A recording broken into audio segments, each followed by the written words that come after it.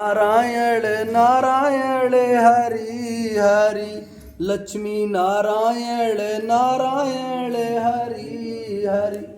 अपना हाथ में बीड़ा बजाते हुए नारायण गुणगान करते हुए जा रहे थे तो देवऋषि नारद ने देखा है ये लोक है, ये मृत लोक है। इसे मृत लोक क्यों कहते हैं? इस लोक में जो आया उसे एक ना एक दिन जाना है। राजा रंग का फकीर जो भी आया है। तो देवऋषि नारद ने देखा इस मृत लोक में आदमी नाना प्रकार से भटक रहा है। तो देवऋषि नारद को बड़ा कष्ट हुआ। देवऋषि नारद को कष्ट क्यों हुआ है? किसी विद्वान ने बताया है जो पूर्ण संत होता है तो दूसरे को कष्ट के देख के उसे कष्ट होता है। और संत किसे कहते हैं? ऐसा नहीं लंबी माला डाल ली, लंबा तिलक लगा लिया, चला कुर्ता पहन ले, संत बन गए हैं। चाहे गृहस्थ हो चाहे भ्रष्ट हो, चाहे पैंट पहनो चाहे शर्ट पहनो, जिसकी आत्मा मक्खन की तरह है उसे कहते हैं संत। जिसकी आत्मा कोमल है, दूसरे के कष्ट को अपना कष्ट समझते उसे कहते हैं संत। और भगवान के प्रति चिंतन होना चाहिए। गोस्वामी तुलसीदास ने रामचरितमानस में लिखा है, पर प्रथम भक्ति संतन कर संगा, दूजी भक्ति मम रथ कथा प्रसंगा। पहले प्रकार की भक्ति संतों की सेवा करना। बता दिया संत किसे कहते? जो दूसरों के प्रति भाव हो, भगवान के प्रति आस्था भाव रखता, भगवान के चिंतन में लीन रहता, उसे संत कहते हैं। चाहे गृहस्थ हो चाहे भ्रष्ट हो, चाहे पैंट पहने चाहे गृहस्थ आश्रम में हो चाहे ब्रह्मचर्य आश्रम में हो, लेकिन उसे संत कहते हैं। संत की सेवा करने सबसे पहली भक्ति मानी गई है। दूसरी भक्ति कथा भागवत सुनना, ये दूसरे प्रकार की भक्ति मानी गई है। और वह बताते गोस्वामी तुलसीदास रामचरितमानस में लिखते हैं, परहित सरस धर्म नहीं भाई, और पर पीड़ा सम नहीं अदमाई। दूसरों की आत्मा को कष्ट देना इससे बढ़कर दुनिया में कोई पाप नहीं है, और दूसरों की आत्मा को सुख पहुंचाना इससे बढ़कर दुनिया में कोई पुण्य नहीं है। आप सुबह से मंदिर में पहुंच जाए, सुबह से शाम तक पूजा पाठ करें और जैसे ही निकले तो ऐसे शब्द बोले दूसरे की आत्मा को कष्ट पहुंचे, तो पूजा करने से कोई फायदा नहीं है। आप कभी पूजा नहीं कर सकते हैं, लेकिन दूसरे के प्रति भाव चिंतन रखते हैं और शाम को भगवान का चिंतन करते हैं तो पूर्ण पूजा मानी जाती है। ऐसा नहीं मंदिर में जाने से पूजा, भगवान के प्रति आस्था भाव, सभी इंसान को भगवान के रूप में देखना चाहिए। तो बताया गोस्वामी तुलसीदास ने कि दूसरों की आत्मा को कष्ट नहीं देना चाहिए, बताया है। तो देवऋषि नारद को बड़ा कष्ट हुआ। देवऋषि नारद हाथ में बीड़ा बजाते हुए नारायण गुणगान करते हुए विष्णु लोक में पहुंचे, वैकुंठ धाम में। भगवान से आग्रह करी, प्रभु मृत लोक में लोग 84 लाख योनियों में भटक रहे हैं। तो भगवान ने कहा, हम किसी को नहीं सुख देते नहीं दुख देते। भगवान किसी को नहीं सुख देता नहीं दुख देता, निज कर्म से सुख दुख मिलता है। आज कोई सुखी है तो उसका कर्म है, उसका कर्म का ही फल मिलता है, और दुखी है तो अपने कर्म से है। भगवान किसी को नहीं सुख देते नहीं दुख देते हैं। तो देवऋषि नारद ने कहा, प्रभु कोई ऐसा उपाय बताओ जो मृत लोक में, जो उपाय करने से मनुष्य को कल्याण हो सके, उसका बेड़ा पार हो सके।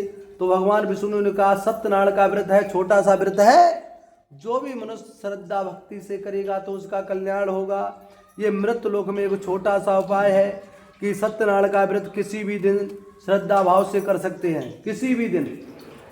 बताया है सत्यनारायण कथा को और दान करने के लिए कोई घर में सूतक है तो पुस्तक को नहीं छूना चाहिए और ठाकुर जी को नहीं, और जो छोटे से ठाकुर जी हैं तो उनको छू सकते हैं। 14 साल के बच्चा पर कोई गलती हो जाती माफ कर देते हैं, ठाकुर जी हमारे 5 साल की अवस्था में होते हैं। तो जैसे घर में सूतक कोई खत्म हो गया तो ठाकुर जी को स्नान करा सकते हैं और भोग लगा सकते हैं। और ऐसे मूर्ति और किताब नहीं छूने चाहिए। कोई बच्चा पैदा हुआ तो किताब पुस्तक और मूर्ति नहीं छूना चाहिए, लेकिन ठाकुर जी का भोग लगा सकते हैं, तो ठाकुर जी बाल रूप होता है और बाल रूप का कोई दोष नहीं होता है। इसलिए बताया है कि किसी भी दिन सत्यनारायण का व्रत कर सकते हैं, जिस दिन श्रद्धा भाव भक्ति होनी चाहिए। सत्यनारायण का व्रत ऐसा व्रत है, सभी दुखों को दूर करता है और धनदाय को वृद्ध करता है, सौभाग्यवती संतान देता है, सौ प्रदान करता है। किसी भी दिन भक्ति भाव से, श्रद्धा भाव से, विधि विधान से, संत महात्मा ब्राह्मण से सत्यनारायण का व्रत प्रातः कालीन या साय कालीन कराना चाहिए। सत्यनारायण का पूजन करके निवेद्य उत्तम कोट के भोजन पदार्थ समैया मात्रा में अर्पित करना चाहिए। केले के फल, घी का दूध, केले के फल, घी, दूध इत्यादि चीज़ें समर्पित करना चाहिए। साटिया चन्ना मित्र बनाना चाहिए, गुड़ शक्कर चीनी का। बताया है बंदो बांध के साथ सत्यनारायण का व्रत करें। व्रत करने के बाद तत्परांत बंदो बांध के साथ ब्राह्मण को भोजन कराना चाहिए। सभी को भोजन कराने के बाद पहले के समय में ऐसा होता था, जब सत्यनारायण का व्रत आंगन में होता था तो हमारे बुजुर्ग लोग शाम को ढोलक बजाकर माताएं बहनें नित्य गाना कीर्तन करती थी। अब समय बदल गया, किसी को बूझो कि हमारे पास हर एक चीज की किसी बात की कमी नहीं है, लेकिन समय की कमी है। तो ये बात तो गोस्वामी तुलसीदास ने बहुत पहले ही लिख दी थी कि ऐसा समय आएगा। तो गोस्वामी तुलसीदास रामचरितमानस में लिखे गए थे, एक घड़ी में आदि घड़ी, आदि में पुनियाद। एक घड़ी में 24 मिनट, 24 में 12, 12 में 6 मिनट, जितना समय मिले तन मन धन लगाकर भजन करना चाहिए। भजन करने के भी कई रूल होते हैं।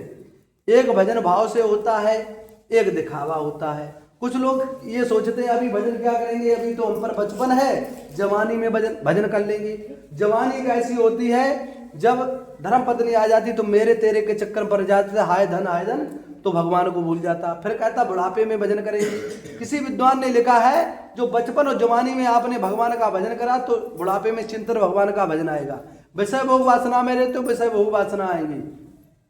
तो जब बुढ़ापे में जब माला पकड़ लेते, लेकिन बुढ़ापे में माला जपते हरे राम हरे कृष्णा, लेकिन मन में चिंतन चल रहा है कि दूसरे की ये प्लॉट बिचरा हमें मिल जाए तो हमारे बच्चों से एक प्लॉट 2-2 प्लॉट हो जाएंगे, और भगवान की माला चढ़ा रहे, ये भजन नहीं हुआ। किसी विद्वान ने लिखा है, मन की तरंग मार ले वस हो गया भजन, आदत बुरी समार ले बस हो गया भजन। ये बताया है मन बड़ा चलायमान है। मन हमारा जो रथ रूपी होता है, आत्मा रथ रूपी परमात्मा है, और जो मन है वो घोड़ा और लगाम है। तो ये मन दौड़ता है, तो मन को मानना ही भगवान का चिंतन है।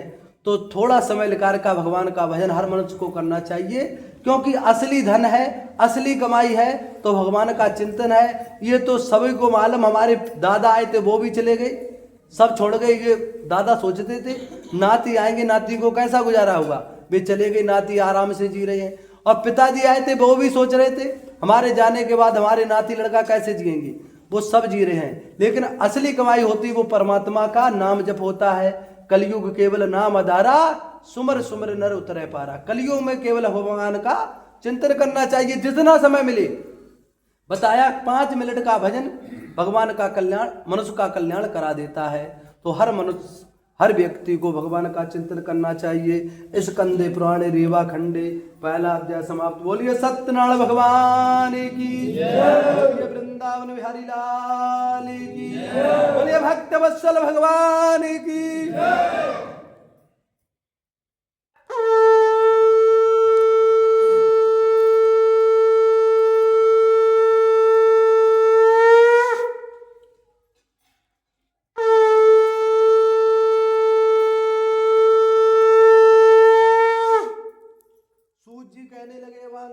कहेंगे आप लोग प्रेम पूर्वक सुनिए।